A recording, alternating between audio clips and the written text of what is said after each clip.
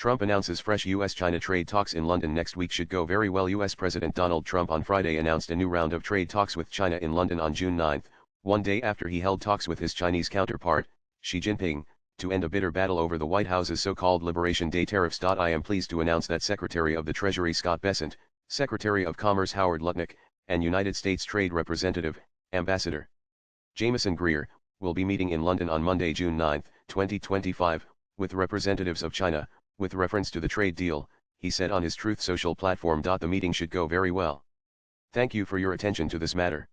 He added, "The trade talks in the British capital on Monday will mark the second round of such negotiations between the world's two biggest economies since Trump launched his trade war this year, as both countries engaged in an escalating tariffs battle. And the first talks between Washington and Beijing since Trump unveiled his Liberation Day tariffs on allies and adversaries alike took place in Geneva last month, where both sides agreed to lower tit-for-tat tariffs. Trump had earlier said that trade talks would resume after he spoke with Xi Jinping on Thursday. Trump described Xi Jinping as very tough and extremely hard to make a deal with after accusing Beijing of backtracking on a trade agreement aimed at easing tariffs. In May, negotiators from the United States and China reached a trade agreement in Geneva to significantly reduce tariffs on each other's goods. Under the deal, the U.S. agreed to lower its tariffs on Chinese imports from 145 to 30, while China reduced its tariffs on American products from 125 to 10. However, Trump accused China of failing to uphold its commitments to reduce trade barriers, sparking fears of another round of economic retaliation.